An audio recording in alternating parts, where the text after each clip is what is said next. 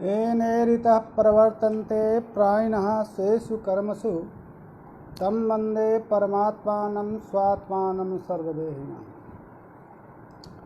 नमो नवघनश्याम कामकामिते देहिने कमलाकामसौदाम कर्णकामुपगेहिने। इसके पूर्व अद्वैत वेदांत सम्मत प्रत्यक्ष स्वरूप का विचार किया गया। प्रत्यक्ष के उपरांत अनुमान स्वरूप का विचार हुआ। अब उपमान स्वरूप का विचार करता। अनुमान स्वरूप में जो न्याय शास्त्र से विलक्षणता थी उसका प्रतिपादन किया गया है। यहाँ प्रत्यक्ष में भी अनुमान न्याय सम्मत प्रत्यक्ष प्रमाण से वेदांत का जो प्रत्यक्ष प्रमाण है उसमें जो विषमता थी, जो वैशिष्ट था, उसका प्रतिपादन किया गया। उपमान स्वरूप में भी पूर्णतया न्याय के उपमान से वेदांत के उपमान की विलक्षणता है। अथ उपमानम निरूप्यते, ठीक। अथ अनुमानोत्तरम उपमानम प्रमाणम निरूप्यते। उपमिति प्रमा है, औपमिति का कारण उपमान जो है प्रमाण है। वो उपमान प्रमाण ज्ञान रूप है, इसलिए तत्र सादृश्य ज्ञानम, सादृश्य प्रमा उपमिति है, असादृश्य प्रमा का कारण उपमान है। ये वेदांत का सिद्धांत है। और नैयायिकों के यहाँ जो विलक्षणता है उसको बता दें। ग्रामीणस्य प्रथमतः पश्चतो गवादिकं सादृश्यधि गवादीनां या सा कारणं मतम्। इतने में ठीक हो जाती है। इनके यहाँ भी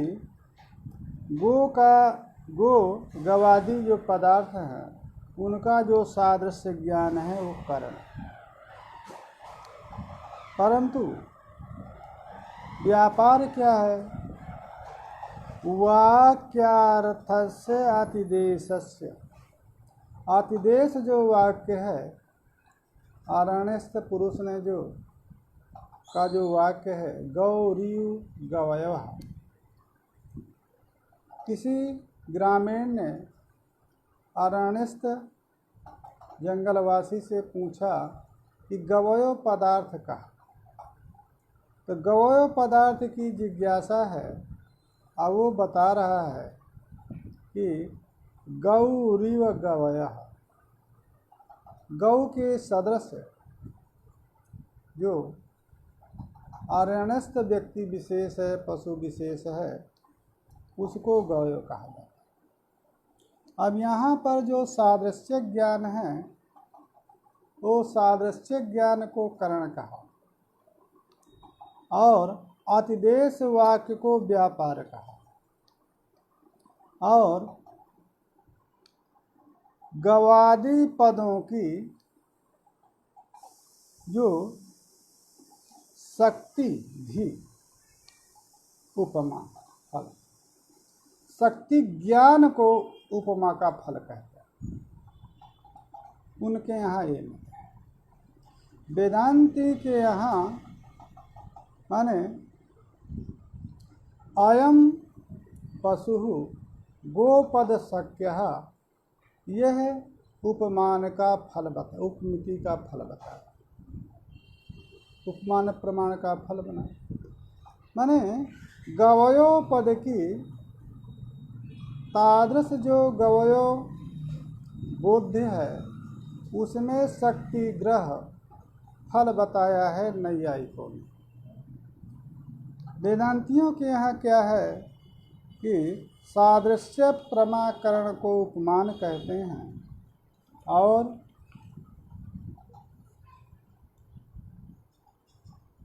उसको बता रहे हैं।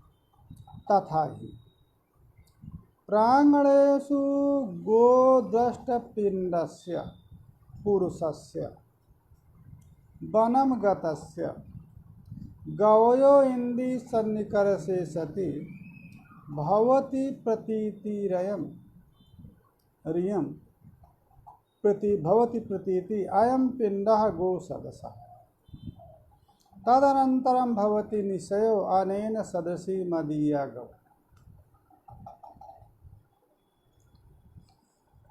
इनके यहाँ अतिदेश वाक्य इत्यादि को न मान करके कह रहे हैं कि कोई जो प्रांगण में अपने गृहादि में जिसको गोपिंड का दृष्ट गोपिंडस्य गोपिंड का गो पशु का दर्शन जिसने किया है ऐसा पुरुष जब बन जाता है तो गवय का इंद्री के साथ सदस्य होता है।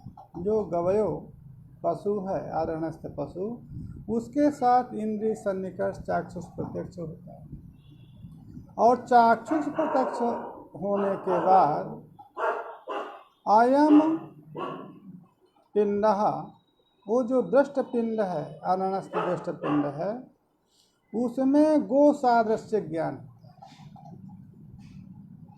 तो गो प्रतियोगिक सादृश्यवान अयम पिंड ये प्रथम व्यापार। ये व्यापार के उत्तर काल में फल क्या होता है? अनेन सदृशी मदीया गौ एतत् गवयो प्रतियोग सादृश्यवती मदीया गौ। यह सादृश्य ज्ञान ये प्रमाण। इंद्री सन्निकर्ष करण है। व्यापार जो है वो सादृश्य गवयो गो प्रतियोगिक गवयानुयोगिक जो सादृश्य ज्ञान है वो ज्ञान व्यापार है और गवयो प्रतियोगिक गौ अनुयोगिक जो ज्ञान है वो फल है। ये इनका मत है। तत्र अन्वय व्यतिरेकाभ्याम गवयो निष्ठ गो सादृश्य ज्ञानम करणम। तब गवयों में जो रहने वाला गो सादृश्य है इंद्रिय सन्निकर्ष के उत्तर काल में जो गो सादृश्य है उसको करण माना। इंद्रिय सन्निकर्ष को करण न मान करके क्योंकि सादृश्य ज्ञान को करण माना। तो अन्वय व्यतिरेकाभ्याम गो भिन्नत्वे सति तदगत भूयो सामान्यवान अथवा तद असाधारण धर्म शून्यत्व से तदगत धर्मोत्तम ये साधन।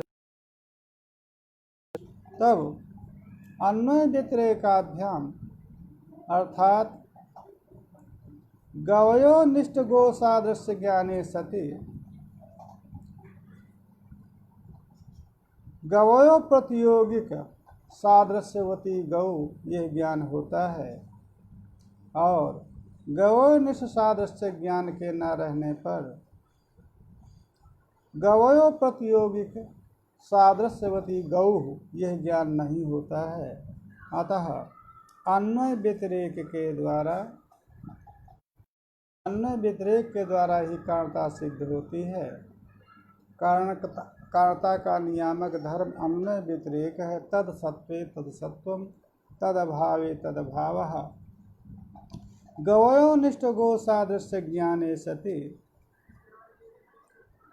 गौनिष्ठ गवयो गोनिष्ठ गवयो सादृश्य ज्ञानम जायते। गोनिष्ठ गवयोनिष्ठ गो सादृश्य ज्ञानाभावे गोनिष्ठ सादृश्य ज्ञानम ना जायते। अतः अन्वय व्यतिरेक यह जो है सादृश्य ज्ञान जो है ये फल है। तो सादृश्य ज्ञान ही माने गवयोनिष्ठ गो सादृश्य ज्ञान कारण है, वो उपमान है, मध्य में किसी व्यापार की अपेक्षा न करके, और गोनिष्ठ गवयो सादृश्य को फल कहते हैं। न चेदम प्रत्यक्षेण संभवति। यह जो गो में गवयो सादृश्य ज्ञान है ये प्रत्यक्ष से हो जाए, कहा प्रत्यक्ष से नहीं होता। क्यों? जिस काल में गवयो दर्शन से गवयो प्रतियोगिक गो अनुयोगिक सादृश्य ज्ञान फल हो रहा है, उस काल में गोपिंड इंद्रिय सन्निकर्ष नहीं। तो जब गोपिंड इंद्रिय सादृश्य होता, गोपिंड का इंद्रिय सन्निकर्ष होता, तब तो ये कहा जा सकता था कि क्योंकि गो का जब इंद्रिय सादृश्य गो पदार्थ जब इंद्रिय सन्निकष्ट होगा तभी गो में रहने वाला गवयो प्रतियोगिक जो सादृश्य है उसका ज्ञान होगा। अतः प्रत्यक्ष से गम्य नहीं, इसलिए प्रत्यक्ष से गम्य नहीं है। उस समय प्रत्यक्ष गवयो का है, उस गवयो में गो प्रतियोगी सादृश्य ज्ञान हुआ, परंतु उसका जो फल है गवयो प्रतियोगी सादृश्यवती गौ, वो गौ इंद्रिय सन्निकष्ट नहीं है। जब इंद्रिय सन्निकष्ट होती तब गौ में रहने वाला गवयों का जो सादृश्य है वो सादृश्य ज्ञात होता। गोपिंडस्य तदा इंद्रिय असन्निकर्ष, अनुमान से हो जाए। कहने का तात्पर्य है कि उपमान प्रमाण न माने, प्रत्यक्ष के द्वारा ही गो में गवयो सादृश्य प्रमा हो जाए तो प्रत्यक्ष के द्वारा संभव नहीं है। अनुमान के द्वारा कह दें, अनुमान प्रमाण, अनुमान प्रमाण से भी नहीं हो सकता। क्यों? गवयोनिष्ठ सादृश्य, जो गवयोनिष्ठ सादृश्य है वो गवयोनिष्ठ सादृश्य गो सादृश्य, गवयोनिष्ठ जो गो सादृश्य है वो गोनिष्ठ गवयो सादृश्य का लिंग नहीं। अतः यदि यह गवयो सदृशः,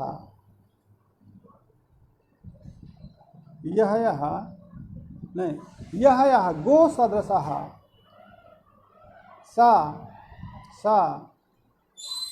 यह गो सदृशः, सादृश्य ज्ञान को हम फल बनाएं, सा गवयो सदृशः, ये कैसे हो सकता है? गो सादृश्य गवयों में रहेगा और वो गवयो सादृश्य गवयो का में गवयो सदृश्य नहीं हो सकता। यह गो सादृश्यवान सा गवयो सादृश्यवान ये नहीं हो सकता है, क्योंकि गो सादृश्यवान गवयो है, वो गवयो जो है गवयो सादृश्यवान नहीं। अतः व्याप्ति न होने के कारण अनुमान के द्वारा गताता नहीं। कहा कि न हो, आप ऐसा कर लीजिए, मदीया गौ एतद गौ सदृशी, एतत् निष्ठ सादृश्य प्रतियोगिकत्वात्। गवयो सादृश्य को लिंग न माने अपितु एतत् निष्ठ सादृश्य प्रतियोगित्व को लिंग मान लें। पक्ष गो में गवयो सादृश्य फल है तो पक्ष गौ को ले। अब गौ में मदिया गौ में गवयो सादृश्य सदृशी गवयो सादृश्यत्व को साध्य बना ले। एतत् निष्ठ गवयो निष्ठ सादृश्य प्रतियोगित्व को हेतु बना ले। यह यद गत सादृश्य प्रतियोगी सा तत्सदृशः, यह जो है दृष्टांत को बना ले। यथा मैत्र निष्ठ सादृश्य प्रतियोगी चैत्र मैत्र सदृशः।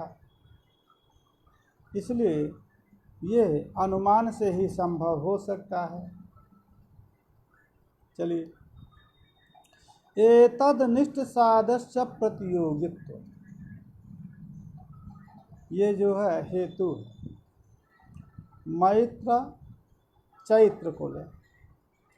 चैत्र में मैत्र निष्ठ सादृश्य प्रतियोगित्व है, क्योंकि चैत्र मैत्र सदृशः।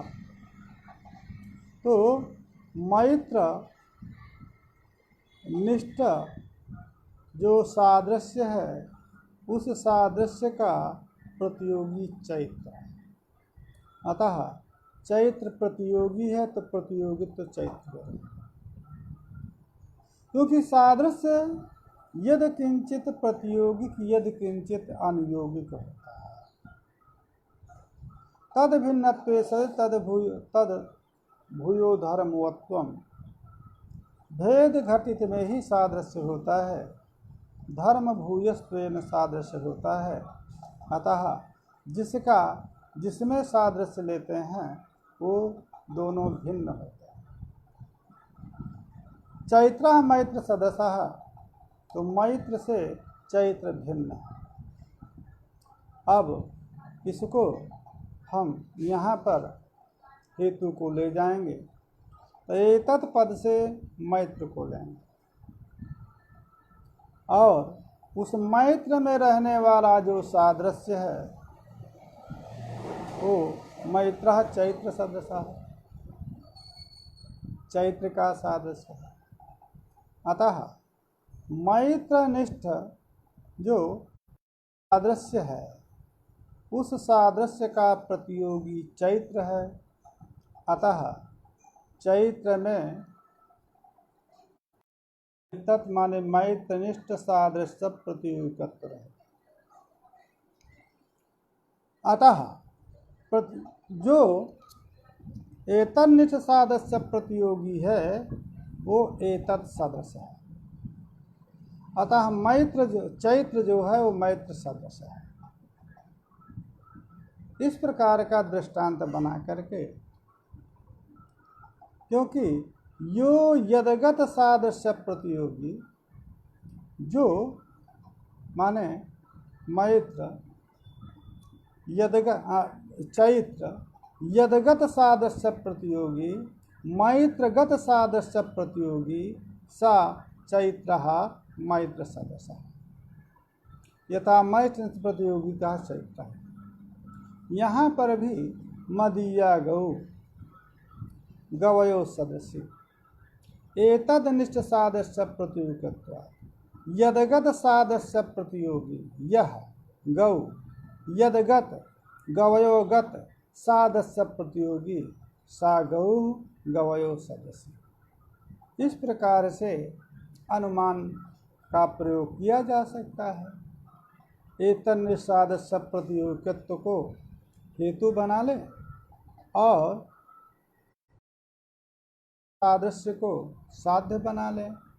इति वाच्यम न चला। एवं विध अनुमानावतारेपि अनेन सदसि मदीया गौ इति प्रतीतेः अनुभव सिद्धत्व। कहा एकादश अनुमान का अवतार ना भी करें, अनुमान का अवतरण ना करें, तब भी जिस प्रकार से चैत्र और मैत्र में सादृश्य ज्ञान बिना अनुमान प्रमाण के हो जाता है, उसी प्रकार का एतादृश यदि अनुमान एतदनिष्ठ सादृश्य प्रतियोगित्व के द्वारा एतत् सादृश्य का साधन तो अनुमान के न रहने पर भी हो जाता है। अतः अनुभव सिद्ध है।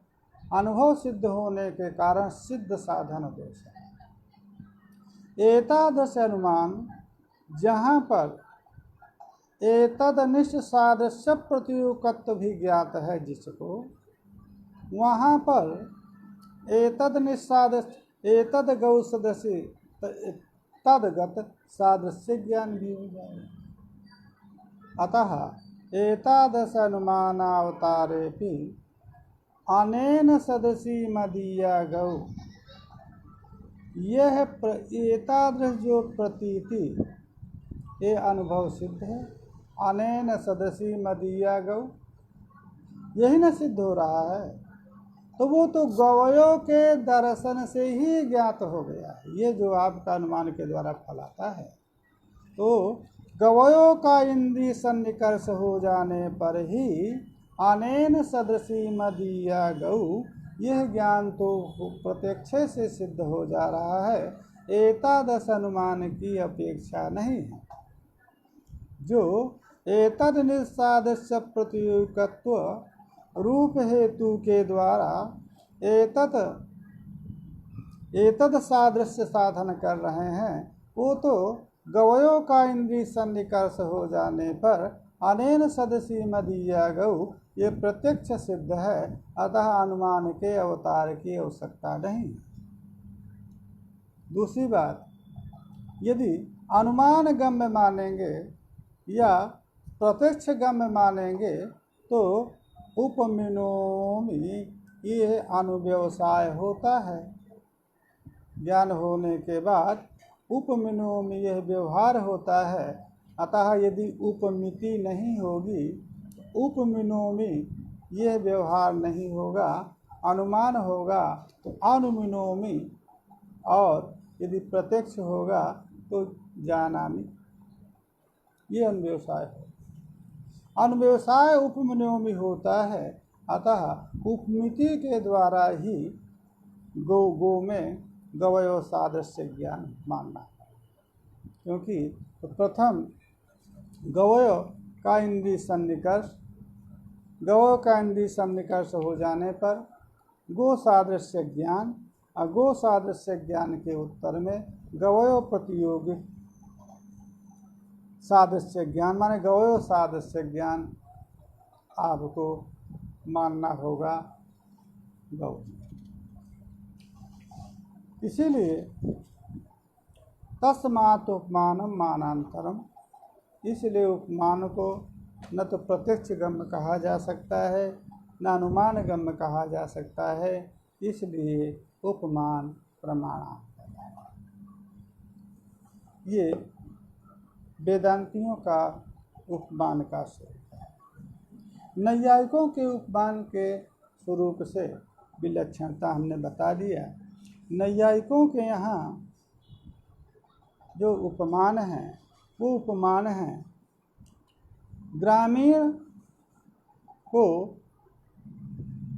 ग्रामीण से प्रथमतः पश्यतो गवादिकम।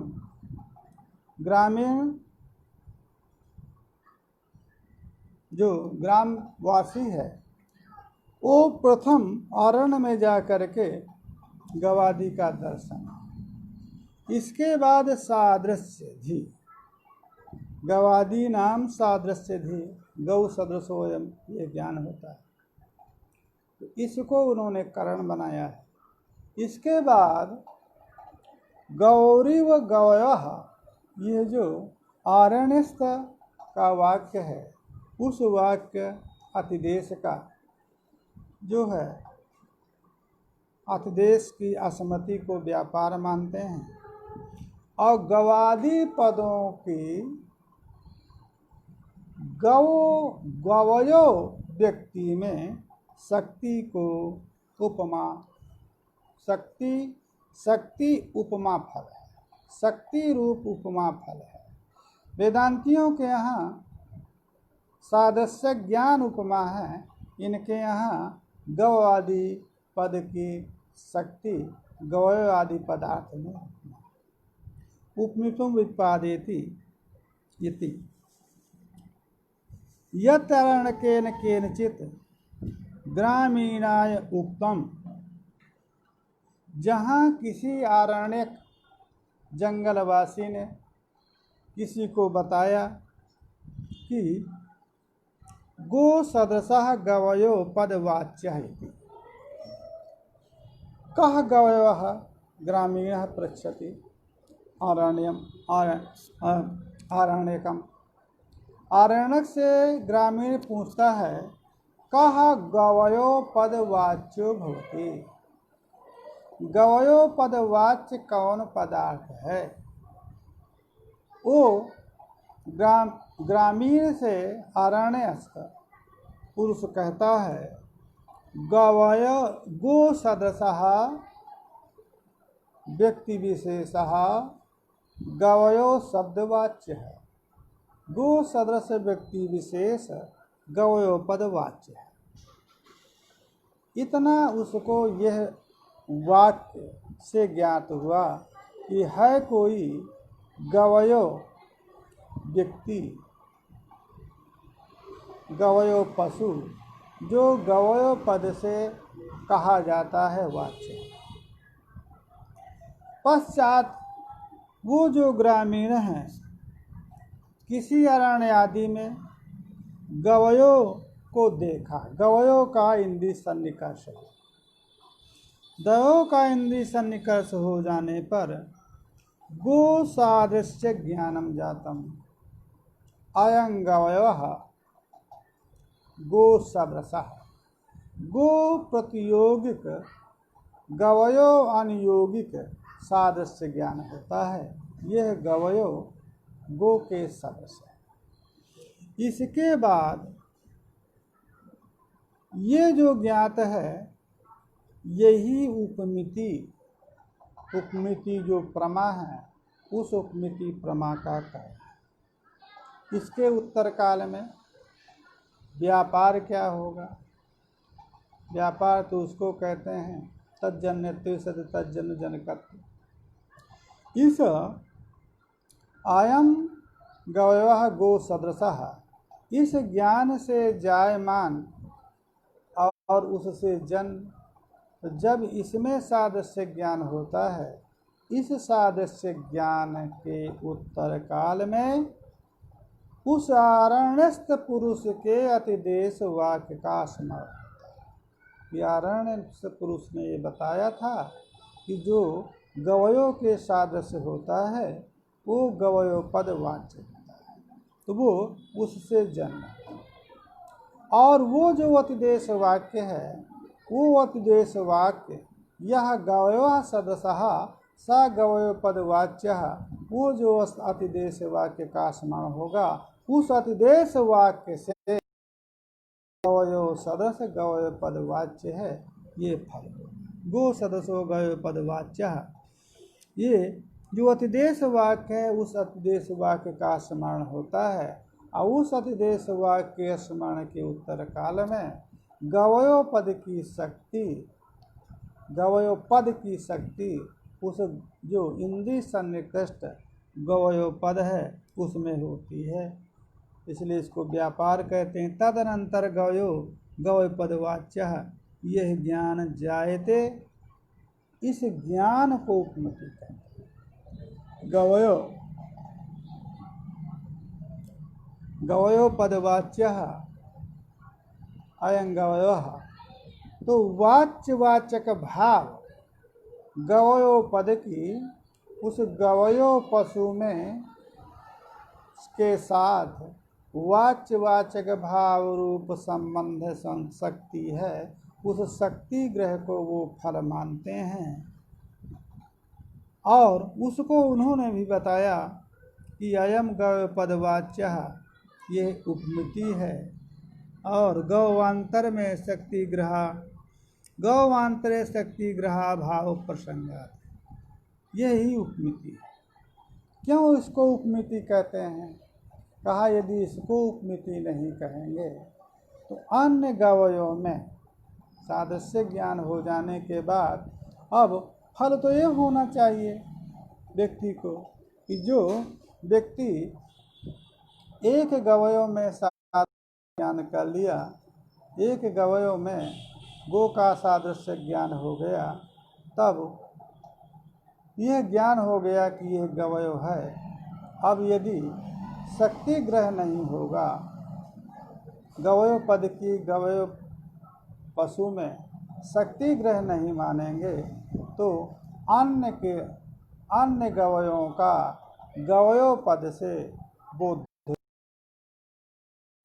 और जब इस उपमिति को का फल हम शक्ति ग्रह मान लेंगे तो सकल गवयो पद, सकल जितने गवयो पद होंगे उच्चर्त पद जो है प्रत्युच्चारण शब्दाभिद्यन्ते पक्ष में गवयो पद अनेक होंगे और अनेक गवयो व्यक्ति अनेक हैं। अतः सभी गवयो पद के वाच्य सभी गवयो पशु हैं। यथवा एक भी यदि शब्द को मान लें गवय पद एक ही है तो जो इंद्रिय सन्निकृष्ट है उसकी तो बोधकता हो जाएगी, यही गवयो पदार्थ है। परंतु अन्य जो गवयो पदार्थ हैं उन गवयो पदार्थों का गवयो पद से वाच्यता नहीं गृहीत होगी, इसलिए शक्ति ग्रह मानना अपेक्षित है।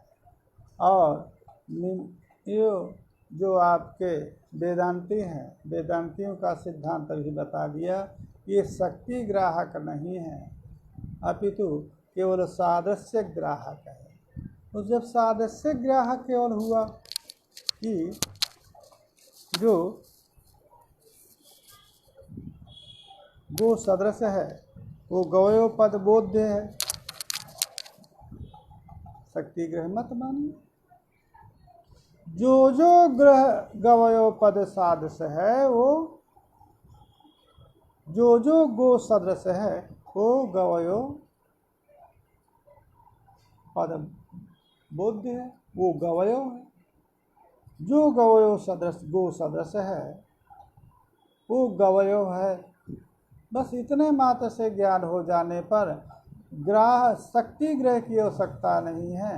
ये सामान्य ज्ञान हो जाने पर जब गवयों का इंद्रिय सन्निकर्ष होगा तब सादृश्य ज्ञान गो सादृश्य ज्ञान हो जाने पर अपने आप बोध हो जाएगा ययम पशु, ये जो पशु है ये गवयो है क्योंकि गो सदृश है।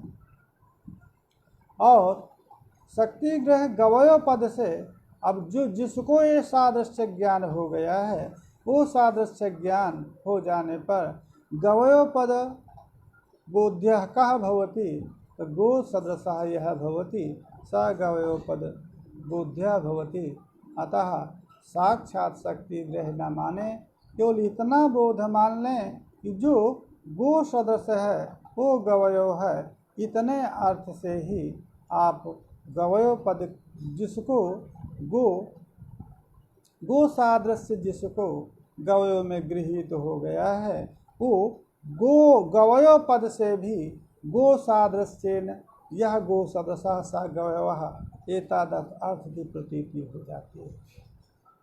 इंद्रिय सन्निकर्ष होने पर जहाँ भी इंद्रिय गवयों का सादृश्य होगा वहाँ पर भी इंद्रिय सन्निकर्ष हो जाने पर यह गो सदृशः स गवयः यह बोध हो जाएगा। अतः दोनों के सिद्धांतों में कोई वैमनस्य नहीं है। यदि गो सादृश्य ज्ञान ही गवय में गृहीत हो जाए, यह गवय कह गवय गो सदृशः, इतने मात्र से भी न भी वाच्यवाचक रूप शक्ति ग्रह न माने, केवल इतने माने गवय गो सदृशः, गवय पदेन सयो बुद्धियो भूतियो गो सदृशः। तो जो गो का सादृश्य, जब गवयों का इंद्रिय सन्निकर्ष होगा तो गो सादृश्य का ज्ञान हो ही जाएगा। शब्द के द्वारा यदि व्यवहार होगा तो कह गवय यह गो सदृशः, जो गो सदृश है। अतः एतादृश दोनों आचार्यों के मत में कथन का फल भले ही भिन्न हो, एक क्योंकि नैयायिकों के मत में अनुपत्ति क्या है वेदांती की, वेदांती का की अनुपत्ति है कि शक्ति ग्रह व्याकरणोपमानात्, ये तो बात है। उपमान से भी आपने शक्ति ग्रह कहा है, तो उपमान से भी आप शक्ति ग्रह मानते हैं, तो शक्ति व्याकरण से भी शक्ति ग्रह मानते हैं, तो उपमान से शक्ति ग्रह मानने की कोई आवश्यकता नहीं है। उपमान केवल उपमिति रूप प्रमा का जनक है। उस उपमिति रूप प्रमा के उत्पन्न हो जाने से ही अर्थ का बोध हो जाएगा। तो इस उपमान प्रमाण से सादृश्य ज्ञान से सादृश्य ज्ञान ही होगा। अतः सादृश्य ज्ञान को कारण मान करके सादृश्य ज्ञान को ही फल माने, उतने से भी लोक व्यवहार बाधित नहीं होता है। अब आप सादृश्य ज्ञान से व्यापार मानते हैं आरणस्थ पुरुष के अतिदेश वाक्य को, उस अतिदेश वाक्य के उत्तर काल में गवयो पद की गवयो पदार्थ में शक्ति ये फल मानते हैं। ये कहाँ से है? अरे जब गवयों में गो सादृश्य ज्ञान होगा तो उस सादृश्य ज्ञान से गवयों का सादृश्य ज्ञान ही, यदि प्रथम जो अनेन सदसी मदीया गौ, ये जब ज्ञान होता है, गवयो सादृश्य ज्ञान यदि गो में गृहीत हुआ तो गो सादृश्य ज्ञान ही भी गवयों में गृहीत होगा, उसी को फल मानना चाहिए। और जो आप शक्ति ग्रह मानते हैं, क्योंकि शक्ति ग्रह व्याकरणोपमानात्, उपमान से ही शक्ति ग्रह आपने स्वीकार किया है, वो उपमान से जो शक्ति ग्रह है, उस उपमान की शक्ति ग्रह जो है वाच्यवाचक भाव रूप नहीं है, अपितु सादृश्य रूप है। सादृश्य रूप है। गवयो सदृशः गो सदृशः गवयः, ये सादृश्य रूप है।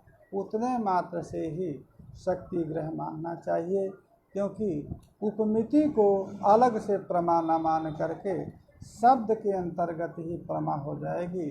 तो उपमिति उपमान को आप प्रमाण कहते हैं, और शक्ति ग्रह यदि आप फल को कहेंगे तो शक्ति ग्रह यद्यपि शाब्द बोध रूपात्मक हो जाए, क्योंकि घट पदार्थे शक्ति, इसी प्रकार से जो शक्ति ग्रह है वो शब्दजन्य होने के कारण शाब्द रूप प्रमा हो जाएगी, तो उपमा रूप प्रमा का विलोप हो जाएगा। यदि उपमिति प्रमा को मानते हैं तो उसके स्वरूप को का विवेक शब्द प्रमा से अतिरिक्तेन कहना है, क्योंकि शब्द प्रमा से ही तात्पर्य गृहीत होता है। अस्य पद से अस्मिन् अर्थे तात्पर्य, अब वो फल है तो वो शब्द का फल है, इसलिए उसको शब्द प्रमा कहा जाता है। अब यदि आप उपमान का भी यही फल कहेंगे, गवयो पदस्य अस्मिन् पशु विशेषे रूपे अर्थे शक्ति, इसको फल मानेंगे तो उपमान उपमिति के कारण को उपमिति का कारण है और फल जो है शाब्दिक ज्ञान हो रहा है, इसलिए विषमता होगी। और गवयो पद से तद वस्तु का तद व्यक्ति का बोध तो सादृश्य ज्ञान से भी संभव है, अतः सादृश्य ज्ञान को ही उपमिति मानना चाहिए। यही दोनों सिद्धांतों का विवेक था, इसीलिए हमने दोनों सिद्धांतों को कहा। बहुत अल्प है, परंतु दोनों के सिद्धांतों में विषमता और साम्यता में क्या साम्यता है, क्या विषमता है, और क्यों किसी ने कुछ माना और दूसरे ने कुछ अन्य माना, इसलिए दोनों के सिद्धांतों को का कथन अपेक्षित था। प्रकरण उल्लंघन नहीं करना चाहिए, इसलिए आज यहीं तक उपमान प्रमाण तक ही रहेगा। कल से शब्द प्रमाण बोलेंगे। शब्द प्रमाण में भी जो दोनों का साम्य और वैषम्य है उसकी चिंता करेंगे। तो शब्द प्रमाण कल से प्रारंभ होगी। हरि ओम तत्सत। हरि ओम तत्सत।